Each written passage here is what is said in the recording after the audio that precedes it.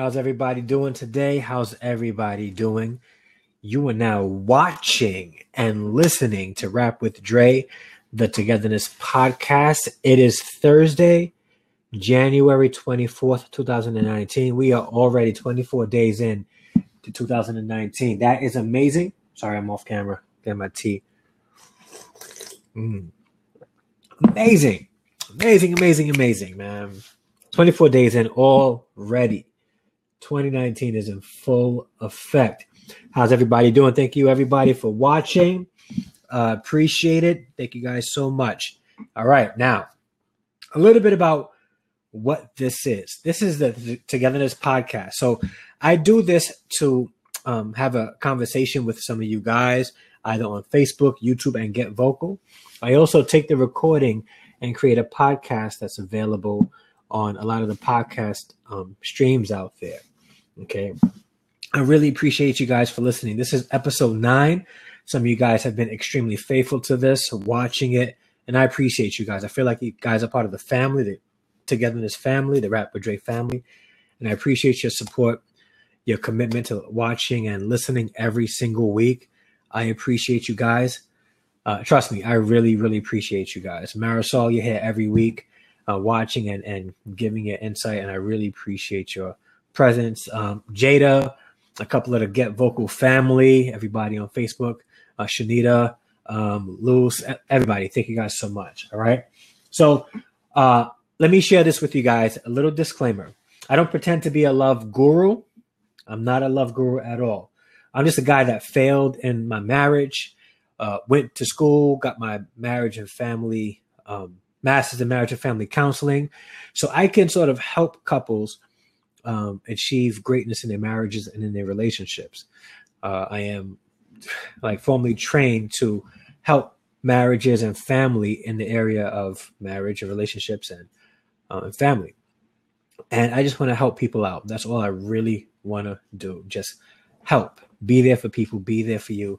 Family is one of those things that's not cookie cutter. Everybody has a different type of family. I do come from a Christian perspective, so everything that I share really comes from a biblical perspective. But I do believe that many of the principles that are found in the Bible, if we apply it to our relationships and marriages, will help bring our marriages up and our relationships with people up as well, and our children. So that's who I am. I'm not a love expert, marriage expert. I'm just a guy who was able to receive some knowledge through my schooling, and I just want to be able to help people out. Now, you can contact me in a couple of ways. If you're already watching on Facebook, you know how to contact me through Facebook. If you're watching on Get Vocal or YouTube, you can hit me up on Facebook by facebook.com/the Andre D. Harrison. I couldn't do Andre D. Harrison because it was already taken. I don't know by who, but the.andre.d.harrison. All right. If you are on Instagram and you want to connect on Instagram, hey, Vanessa, you missed my old preachings. I miss you too. Thank you guys. Thank you so much for your encouragement. If you are on Instagram and you want to hit me up on Instagram, you can do so also at Andre_D_Harrison.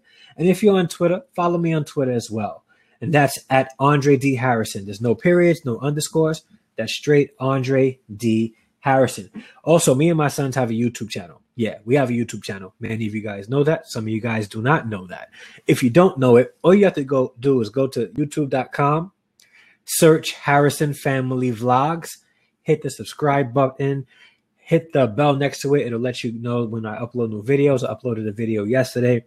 I also have a YouTube channel specifically for the marriage, I guess, service that I offer. I also have a website for what I offer, togethernesscoaching.com. I'm going to share a little bit about that in a second.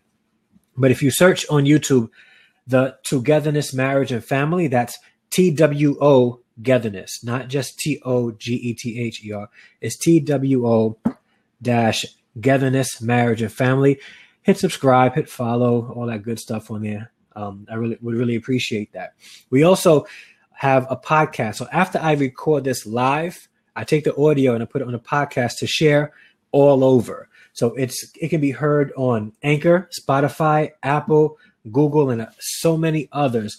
And if you would like to be able to listen to it or share it with a friend who may not have YouTube or video or Facebook, but they have a means to listen to a podcast, you can share that also by searching Two-Getherness Podcast. That's TWO Getherness Podcast in all those formats, and share it out to whatever friends you would like to. And also, there's also a way for you to support this podcast financially. I'm not asking anybody to give, but if you're in a place to give and you have been with me for the past 9 episodes and you think that what I offer is beneficial to people, you can help out financially if you choose. No pressure. But if you choose, you can go to my Patreon page. That's patreon.com/Andre D. Harrison. That's Andre D. Harrison. No underscore, no periods. Patreon, that's patreon.com/Andre D. Harrison. And you can give as little as $5 a month. Anything will help me be able to maintain these podcasts every week. What else? If you don't have money, that's fine. I don't mind. Like, you can support this show and this podcast in different ways. You can share it out on Facebook. Make sure you share this with whoever you can. You can share the podcast on Apple, Spotify, iTunes, wherever it is. If you have access to my YouTube channel, share these videos out, because hopefully it'll help somebody out. Hopefully it'll help enhance somebody's marriage or somebody's relationship, or even somebody's dating, because we also talk about topics relating to people dating as well. All right. Lastly, wedding season is approaching. I am a marriage officiant. Yes, I can do marriage. I'm an ordained minister, and I can also provide premarital counseling. I have this thing that I created called premarriage counseling. It's a Two-Getherness premarriage counseling. If you would like more information on this, if you are an engaged couple, or you're about to be engaged, or you're not engaged yet and you're just not sure if the person you want to marry is the right person, this would be perfect for you. If you go to www.togethernesscoaching.com, you can sign up there, and we can have a couple of sessions. The price is there too. It's a great program for people who are looking to make a lifelong commitment. Sometimes we make poor decisions, and all this does is really, and this is a service that I provide that helps bring everything up front so that two people can make the right decision before they get married. The right decision. Breaking up is not a bad thing. It hurts. It hurts.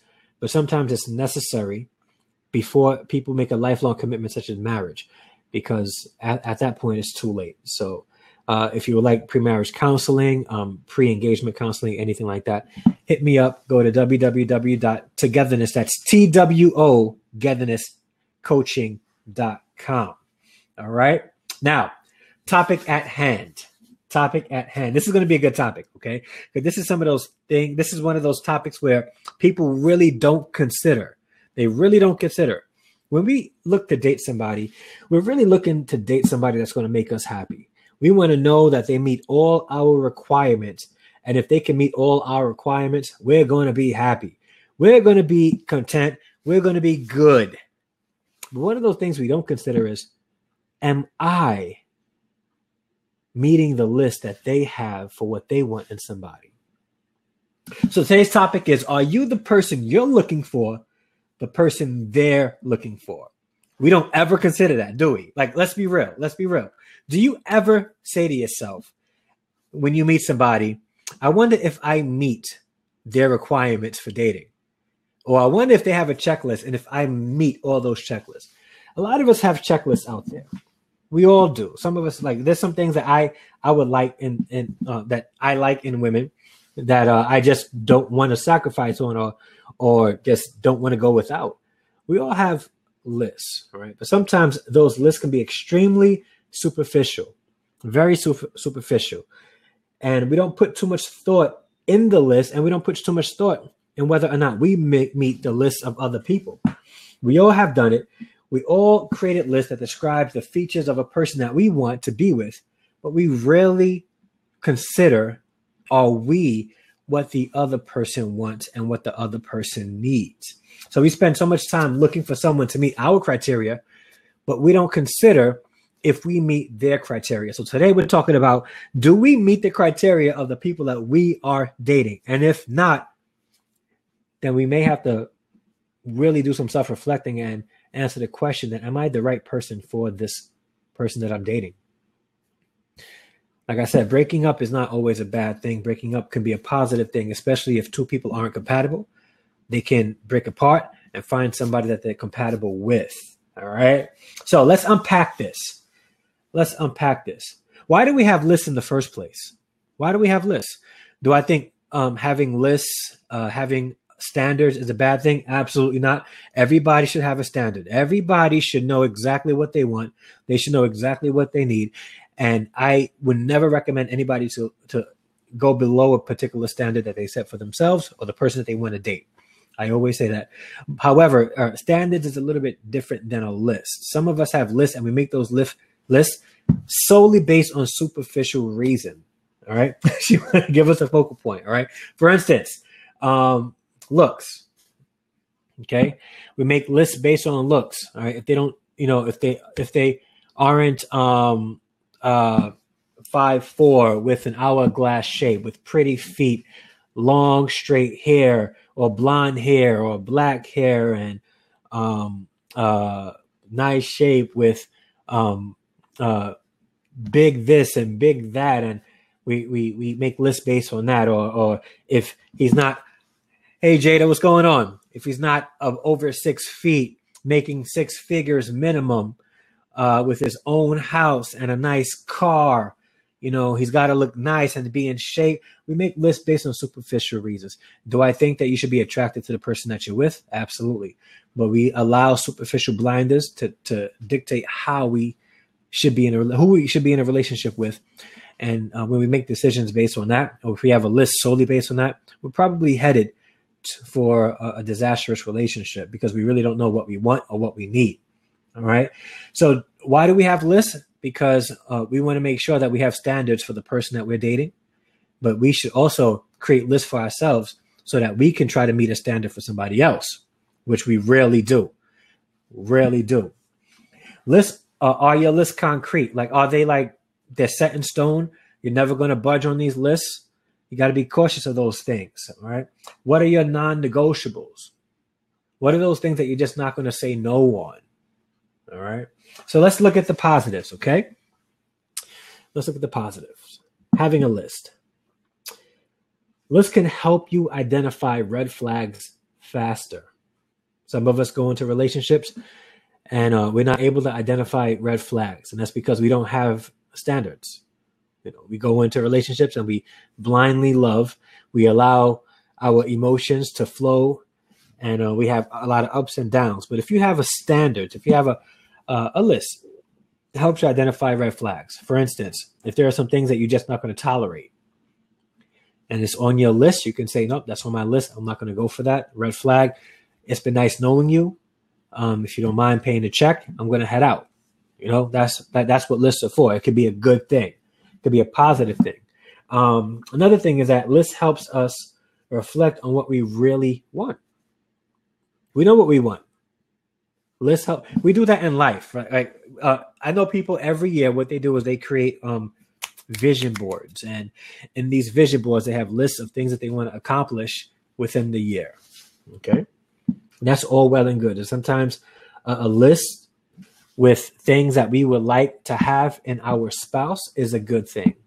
It's a really good thing. It could be. But there are some problems that we're going to get in there. Okay, we're going to get in there. And Jada, you're more than welcome to join in because this is a great conversation.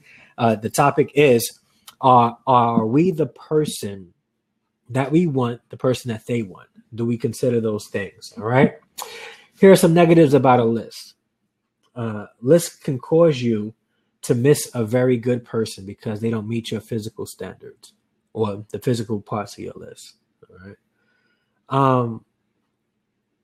And this is where superficiality comes into play, and it could be a very dangerous place. It could be a very dangerous place. There are men and women out there that have gotten into relationships with the wrong people because they look right. Because they look right.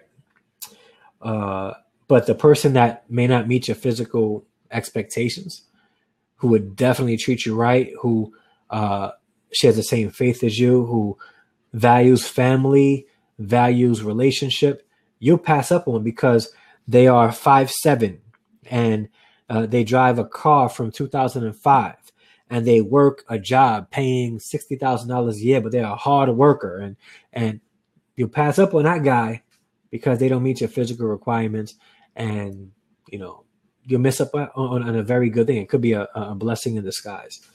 All right, so that's one of the negative things about having a list. You could really miss out on a really good person. Another one is lists can be very superficial, and I mentioned this before. Lists can be extremely superficial. I myself have a list, especially when it comes to the physical attributes that I like in a female. I have a list, and will I veer off that list? Absolutely, I will. If I find somebody that's worth me veering off that list, do they still have to be attracted to me? Do I still have to be attracted to them? Absolutely. Attraction is extremely important. But I'm not going to allow myself to make a decision based on the physical attributes that I like in a female. Can't do it.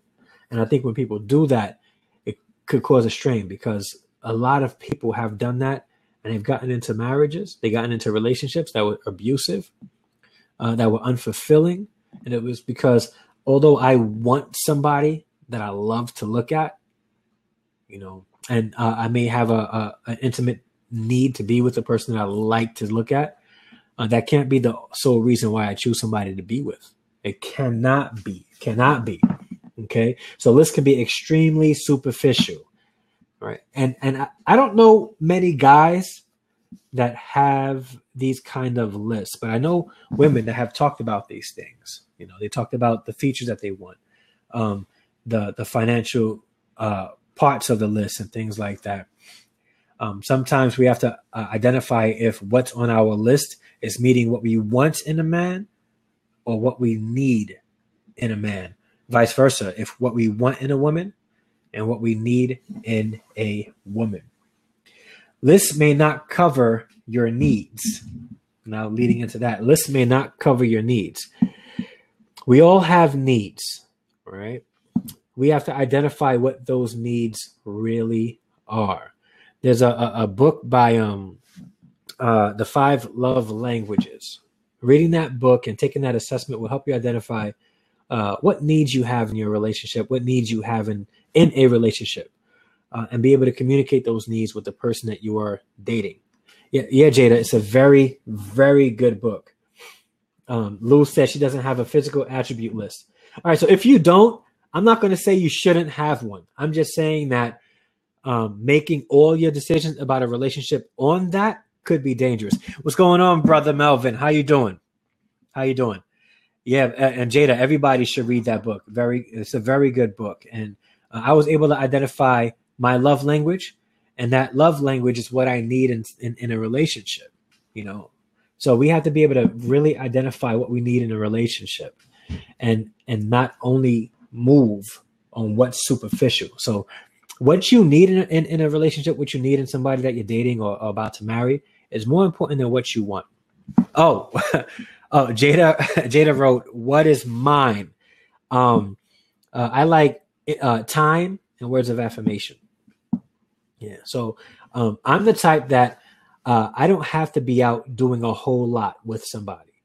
If they're with me, I'm good. Like if they're in my presence, that's pretty much all I really, really, really need. Right. Quality time too is important to me as well. Yeah. Well, Jada, what are yours, if you don't mind, and I'll share it with everybody. And what are you guys? If you guys read the book on Facebook, what is your love language, or what are some of those things that you think that you would need in somebody, and also identify what are some of the things that you feel you want in somebody. Now, the physical attributes is probably more wants than needs, but what do you need in a spouse? What would you need, and what would you want in somebody that you're dating? Yes, Christina, the book title is The 5 Love Languages. The 5 Love Languages. All right, Jada says she's going to come on and we're going to discuss that. All right. Marisol says, I don't think I have any sort of list. LOL. No, you don't have that list? Oh, wow. Okay. All right, I'll type the post, the book title for you guys now. The 5 Love Languages. All right. Yeah. So if you guys can get that book, get that book. It's a great book. They need to be paying me right now since I'm pushing this book for them. I need a cut. All right. All right. I'm going to have my people call your people if you're watching this. You're probably not watching this, but if you, yeah. All right. So yeah. So what are some of your needs? What are some of your wants? Let's talk about this and let's unpack this. All right. Another negative. Lists can cause you not to consider it if you're good enough for somebody else. All right. So we create lists because we want to find what we want. We want to find somebody that stimulates us. We want to find somebody that would make us feel happy, that will make us feel fulfilled. But when we create such lists, we really don't make much consideration for whether or not we are good for somebody else or we're good for that other person. Well, Marisol, right? Have you seen some of my exes? All different looks, jobs, ethnic backgrounds. Okay. Yeah. So all right. So Marisol doesn't have a list. So I guess Marisol, you would say that you're probably one who would desire to be with somebody that meets your needs primarily. Okay. Tiffany says, go to bed. It is 8:25, Tiffany. I got time, co-teacher. Give me a minute. Let me finish this up. All right. Yeah. So how many of us, and let's answer honestly, Lou says time, affection, conversation, words of action, and affirmation. Those are very good things that I think a lot of us need. But let me ask you guys a question. When you go into a relationship with somebody, have you ever considered whether or not you were good for that person? Have you ever thought, because we have lists. You know, I like this type of female. She got to look this way. And I like when this female does these things for me. Okay. They need to be able to make me feel this way. But do we stop and say, they make me feel good. They meet all my requirements, everything that's on my list. But do we stop and say, but do I meet what's on their list? Do we ever do that? Latifa Wright asks, what are the reasons for a list? Well, list is some of us have lists, and some of us may call it standards. It's pretty much a way to identify what you want in somebody and what you need in somebody.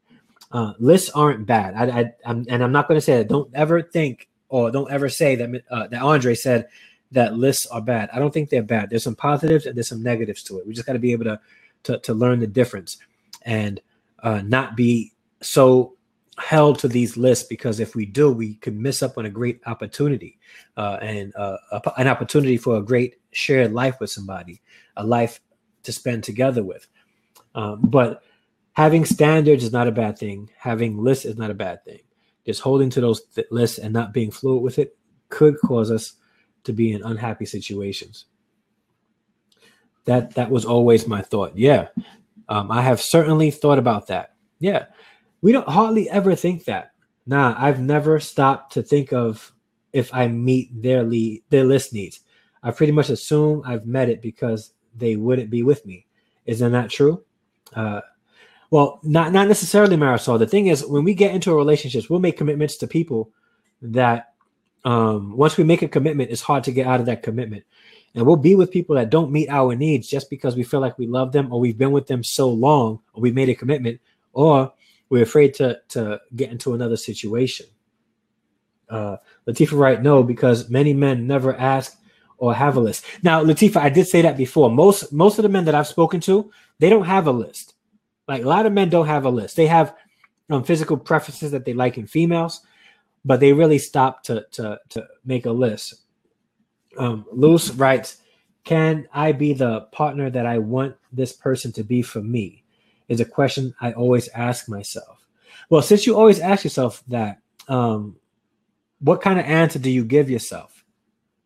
What kind of answer do you give yourself? Like, what do you think about that? Yeah. And Melvin checking Get Vocal now. Yeah, because it's an important question that we have to ask. We can't go into a relationship thinking that I'm going to find somebody to meet all my needs, some of my wants, and then I'm going to live happily ever after. Life doesn't happen that way. And if you love somebody, you're not going to think that I'm just going to find somebody to meet my needs. You're going to desire to meet their needs also. And that's also another Another piece of evidence, if you found somebody that really, really, really loves you. Imagine this, okay, ladies and gentlemen. The person that you fell in love with sits down with you and says, I got to be honest with you. Like I had a list, but since meeting you, I got to say that you've met all my needs. Like you make me feel like I'm the man, or you make me feel like I'm the only woman in the world. Like you love me so much, and I appreciate that. But do I make you feel the same way? How often do we do that? How do you know unless you get to know them first? Well, no, that's a whole different topic, Marisol. That's a whole different topic. Getting to know somebody. Brandon writes, as a man, have a list and have preference. Absolutely. Like I said this before. Standards is important. It's important to have standards. And Lou says, usually I can meet the needs I'm asking for. They are very basic needs. Okay, yeah. But sometimes we have needs that aren't the same as others. Like what I'm asking for, and that's the whole thing about relationships. People have different needs. All right. Unless you found somebody just like you, you may have two different, needs or many different needs that you need to fulfill for one another. Asking these questions helps do that. How you doing, Jada? Hey, Jay. Hey, everyone. Can you hear me? I can hear you. Okay, perfect. Yeah, and it's nice and clear. Yeah, I completely agree with what you're saying. By the way, everyone should definitely read that book. Yes, I just finished so it's weird because I had 2 hard copies for years, and I just got through the audiobook like a week ago. And it's actually a little different because what they do in the audiobook is the 5 Love Languages by Dr. Gary Chapman. Yeah, right. And what they do in the audiobook, because it's a lot more recent, they interviewed him. So it was like 16 minutes of him being interviewed on why him and his wife actually started doing like the research and stuff like that. But I think that is a good way to look at certain things from that aspect. Like, oh, is that person not only good for me, but am I good for them? Because what we tend to do is we end up dating the way we want, and which you should, right? Because you have to put yourself first, right? But then being in that relationship, just like you said a few minutes ago, you have to literally look at it from the perspective of, hey, even though this person seems so good for me, am I good for them? Because I feel like that goes back to even speaking each other's love languages, right? Yeah. We tend to love people the way we want to be loved, but that's selfish. And when you are in a relationship, it should be a mutual thing, right? Where you guys are both being selfless in that aspect, right? He or she, whatever, should be loving me the way I need to be loved, and I would like to be loved the same way I should love he or she the way they need to be loved, where I'm speaking their love language. So I think that poses a good question. I mean, there are moments that in my dating relationship where I was extremely selfish. So I would literally just look at it from my perspective. I would, right? I'm going to probably answer that in a second, but I would look at it extremely selfish in a way that I would just be like, yo, is this person like compatible with me?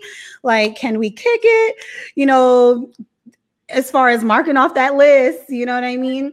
And whether I'm willing to budge on this that I thought was so important, and it had to be adamant like this way. I was very structured at one point in my life, where I'm saying in that aspect where I was just like, what? If you don't have blah, blah, blah, blah, that's not happening. And with that list, you didn't budge, right? Like this list. Yeah, where I really, truly did not budge. Like there was no gray area. And as I'm getting older, I'm learning that there are some gray areas, and everything is not so black and white. Yeah. Because like when I tell you, but I will say I've noticed back then where I feel like I was really young, where I felt like me being so structured, 9 times out of 10, I got what I wanted. Okay. I will say that. Yeah. Because there was no like hidden agenda. There was no me trying to figure certain things out. Yeah. It was just like, oh, this is me. This is what I like. If you're not, but just like in your, I think last week's episode where we were talking about, oh, or it was someone's show, I forgot, where there's like, you're literally disguising who you are to literally please me. Yeah. And so that I would run into that as well. Yeah. So there's another that, book. yeah. I forgot who wrote it.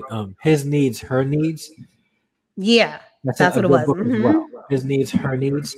And they talk about that. Yeah. Think Melvin asked you a question? It says, how do you separate the two? As far as what? Which one? Well, while he answers that, Brandon writes on Facebook, friendship is a big foundation for me so I can get to know someone without just making a commitment and dealing with the unraveling. Yeah. Actually, we've been talking about that for the past couple of episodes too, about the importance of a friendship, know one another, removing the mask, not trying to make a first impression, just being yourself in the very beginning. And, I agree. And so Melvin wrote, not expecting the same kind of love that you give to the person that you love. Okay, so he's asking, how do you know the difference? Like if I know what I like and I'm presenting that same way to somebody else who may not like the same things, like how do I? In my opinion, I'm sorry, I don't know if you were going to answer that, but for me, I know that's when getting to know your partner, right? So that's when asking questions are extremely important, especially in the beginning. And even so, there's things that I'm still learning, and I've known this man for a long time, right? Where I'm still learning things about my husband that I didn't even know, right? So it's like very strange, but it's a good thing, right? Because then it keeps things going. But it's just, I feel like it's about getting to know your partner, right? Getting to know their likes and dislikes. You know, do you like when I'm X, Y, and Z? You know, do you like when I rub your shoulders? Some people, they don't like physical touch, right? Mm-hmm. Do you like when we spend quality time together? Do you like words of affirmation? You know, I like, that's when we go and we dive deep, like as far as just getting to know them on a different type of level than everyone else knows them, right? Where I feel like you really get to know them because you're being selfless, where you're not loving them the way you want to be loved. Mm-hmm. You're loving them the way they need to and want to be loved. Mm-hmm. So that's from my perspective. Yeah, and having a conversation about it and a genuine conversation. Yes. But if you know you're going to struggle with that, then just be mature enough to say, I probably won't be able to be successful in loving you that way. And it may be better for you to find somebody else that can. That's true. Yeah. Lou's right. Do we share at least one common interest? Can we talk about any subject and listen to each other's responses and understand that we may have differences of opinion and that be okay for both of us? That would be the ideal situation. Yeah. Have differences. Like, yeah. I don't know if I can't say that it's bad to find somebody just like you. Well, I can't say. But that's very rare. Let's be honest. Yeah. That's very, very rare. And Dr. Trotman talks about that and speaks about that in his book, where that's very rare, where it's very unusual for people to speak that are in a relationship that speak each other's primary love languages, where you guys are very similar. You may think that you're similar, but you have so many differences that you don't even realize. Yep. Yeah. So, but I think, finding somebody I talk about puzzles, right? And how puzzle pieces are different. But when they come together, they make one image. They make one image. So even though it's a beautiful masterpiece. Yeah. Even though two people can be very different, when they come together, they balance one another out and they become whole. They become together. TWO. Together. That's my thing. You promote. That's my thing. Brandon writes words, actions, patterns, accountability to them doing what they say, and me being accountable to my time. That's important too. Yeah, it's all important. And complimentary. Very, very true, Brandon. Very true. Very true. I think in regards to the topic, stopping and asking ourselves, hey, Coma, how's it going? Hey. Rick. So asking ourselves, and be mature about it, because let's be honest. You're in a situation where you find somebody that treats you dope, like they treat you good. You don't want to lose that. So you're afraid to ask yourself, wow, man, am I really good for the person that's treating me so well? I think that's maturity, though, Yeah. and that's knowing oneself. But here's the beautiful thing about that also. Asking yourself that question allows you the opportunity to meet those needs as well. If you really love somebody, you're going to want to meet the needs of the person that you're with. There's no possible way. And I'm going to say, if you're listening right now and you're in a relationship and you're questioning whether or not the person that you're with loves you, if they're not willing to meet your needs, they probably don't. They probably just like the way that you treat them and they don't want to lose that. All right. Or maybe on that superficial level where they just like the fact that you guys look together and stuff like that. It could be that as well. Yes. And that's the thing. No, it is. Especially we're in the society of everything being on social media. Yeah. You know, the way we look and how we appear to everyone else. And, all that takes into account nowadays in 2019. You know what I mean? So, yeah. Yeah, people, they look good together. They look good together. Yeah, they're cute. No, because Ritz, I don't even think so. Ritz says, or it could be only it's only sex driven. But let me tell you, people will sit there and cheat, whatever, and then still be in a relationship that appears on the outside, because that's more addicting than you literally climaxing even during sex. They'll sit there and cheat on somebody. They'll cheat with somebody else because they're able to get sexually satisfied, and then still try to appear like picture perfect with the person that they're with, because they want their appearance. They want to look good on paper. They want to look good on camera. Like, you know what I mean? So, I mean, it could be a number of reasons why people end up staying and literally be selfish in that aspect. But you mentioned it, right? I think it's the whole social media thing. This is going to be tough for a lot of us to listen to. But how many times do we rush into a relationship and we start putting our relationship so quickly on social media, hoping that people would look at it and respond to it? Because we're concerned about that imagery. We're concerned about that imagery. We want to be able to look cute together and let others know that we are a cute couple. We are a power couple. We are about it. You should be just like us because we got everything. We should be # relationship goals. Boy. I've used that. Like, when you put it like that. Luz writes, why isn't there a raise hand motion for Facebook Live conversations like this? There should be. Facebook, get on it. Brandon writes, especially if they are down to assist in the elevation of the other, but it's the elevation of the us mentality, and that's a big thing too, Brandon. Thinking of relationships as us being together. I've said this also. How I've been in a relationship and I tell somebody, I don't just say I love you. If I fall in love and I like how we're moving, I try to use words like I love us as well, not just you, but us as well. But so I really get that, Brendan. Great point. Marisol says she uses that hashtag all the time on Facebook.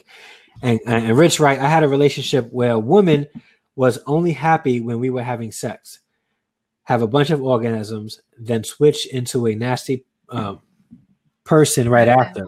Never made sense to me. So you guys will have a great time sexually, but then after that, they became real mean to you. She's selfish. Yeah, that's what that was. He said a demon. Yeah, I call that the black widow. How black widows, they mate, and then after they kill their they mate, kill. They killed her. So, yeah. Taurus, right? She likes the sex, but not the person. Again, if that's what I'm saying. So she's selfish.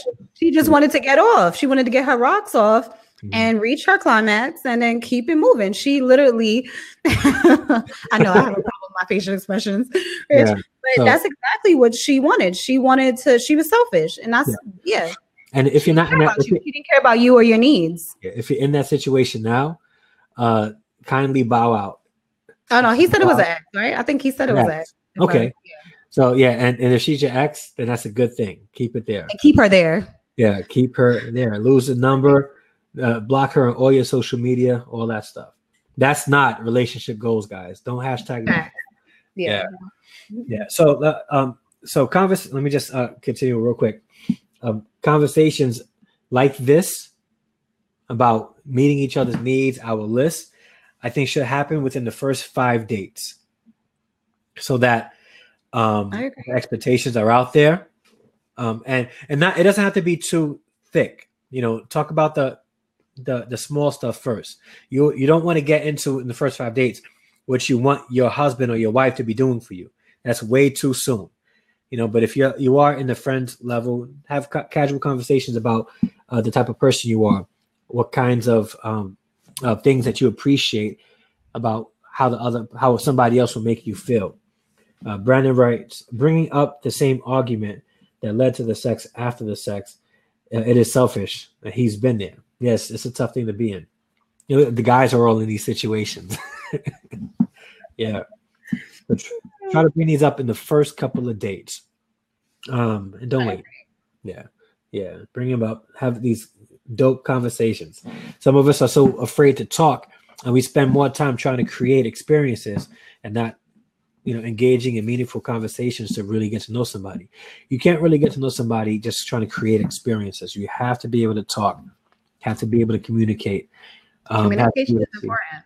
Yeah, it's ideal. Like, people say like that there's so many different marriage problems that lead to divorce. One of the things that is at the core of a lot of these is communication. And it's also how you communicate. People talk about money, causes people to get divorced. Lack of communication about money, honest communication about money could probably lead to divorce. That's very true. I was about to say, I'm sorry, to piggyback off of what you just said. So they say the pillars, like they say a relationship is like a house. And in order to build, you have to have the foundation. And so the pillars to the house, right, where you want to make it a home, are literally communication and trust. So it has to be built from there, communication and trust. And if you don't have that, it isn't going to go anywhere. No. You're going to stay stagnant. You're going to keep falling. Every time you try to build, but you're not really building. Yeah. So, it's communication and trust. And if it's not built on that, then it's probably going to crumble, and crumble hard. Really? Crumble hard. Hey, cuz, how you doing, Marilyn? She came in late. Good night. Hope all is well. How's everything in Trinidad? Trinity. Yeah, Trinidad is in the house. All right.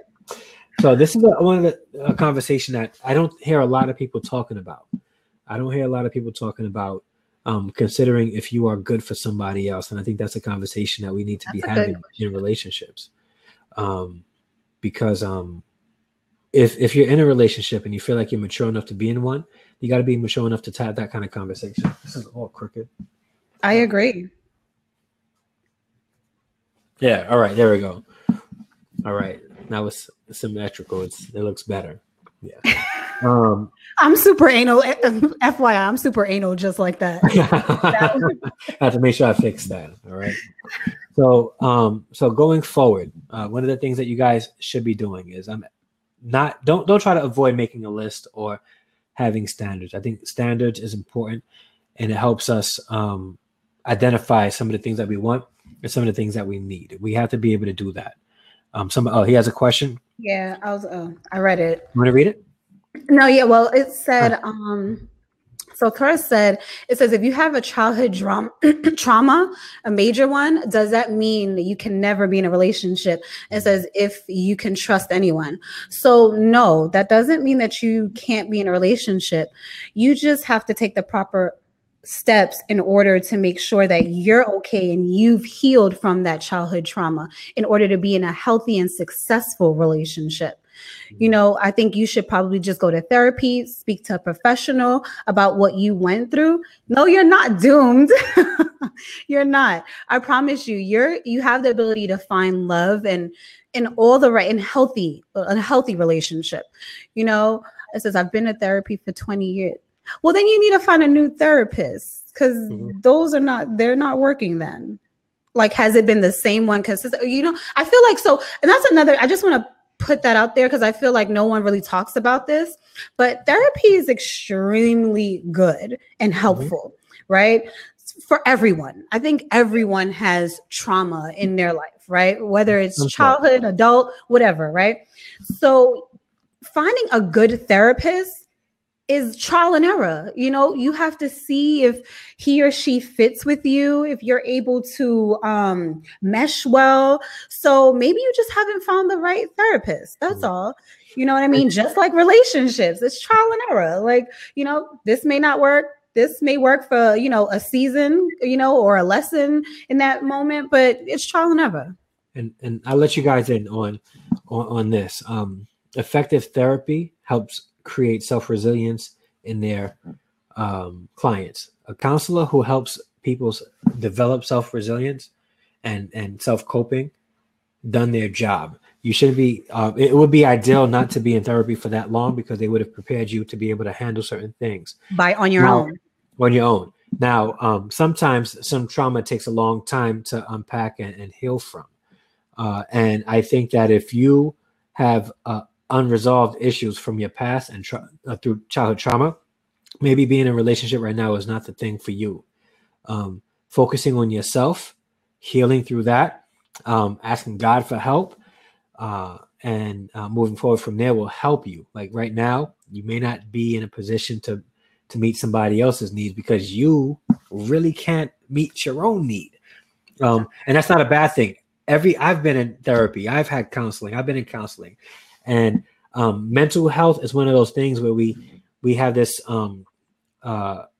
idea that because we're seeing a counselor, there's something mentally wrong with us. And that's not so. It's not so at all. At all. We should all be able to have somebody that we can trust and talk to help us with the issues that we need. And the truth is, a lot of us already know what we need to do. We just may need some support doing it. And counselors will help you do that as well. So Rich just said something too. I don't know if you want to, what he just wrote. I am naturally someone who helps people, and I guess expecting that from others is idiotic. Well, to help people without expectations, and I think that's where people get stressed out. We expect people to reciprocate. Don't expect it. Just do it. Try to find joy in helping people out, and don't expect people to be there for you. Just don't. If it happens, appreciate it.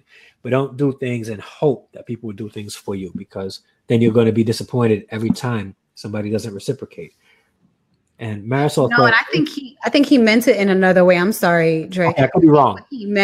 I think what he meant was that to seek help from someone else as far as therapy, right? Because Rich, that's someone else, right? Where he was saying, like, as far as receiving help, the fact that he helps people, he finds it very idiotic. Right. And so I'm trying to tell him that, no, that's not true, because all counselors actually seek other counselors. Yeah. So everyone, the more help is like welcomed, right? You can never have enough help. Right. Yeah. So I think bettering yourself is always an A+. That's always check. Always improving yourself. Says, no, that's not what I'm. Okay. Well, a good question. My bad. So Dre got it right. Okay, got it. Okay. Marisol asked a really good question. She said, so I talked about how asking us if we are meeting the needs of somebody else, and she asked that asking ourselves that could sort of hinder our self-confidence. Isn't that kind of a lack of self-confidence? Asking yourself if you are good enough for the other person. So I'm not saying ask yourself if you're good enough for the other person. I'm asking to ask yourselves if you're meeting the needs of the other person. If you're not meeting those needs, and let's be perfectly honest with you, and I'll give you an example. And here's an example. Let's say I'm single, and I'm about to be 40 this year. So I'm single, and this 23-year-old comes to me and says, I think you're handsome. Or you're a great guy. I really would like to get to know you better. And which probably wouldn't happen because, guys are usually the initiator. But let's say that hypothetically that happens. And women in New York are aggressive. It could yeah, happen. Facts. Right? If that happens, right?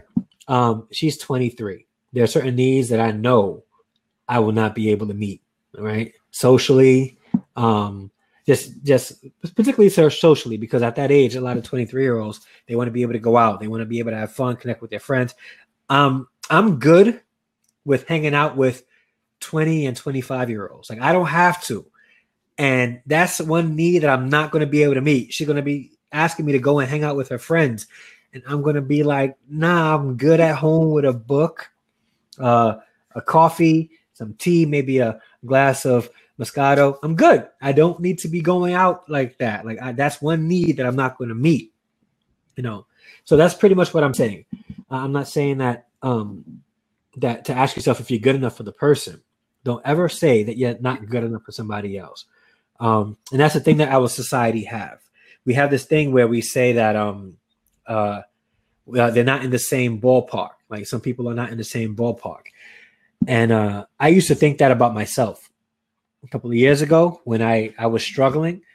I used to think that I wasn't good enough for some people. I really genuinely thought that. But my worth is not built on Jada wrote, what's your know your worth. My worth isn't built on what I have, or me thinking about whether or not I'm good for somebody else or good enough for somebody else.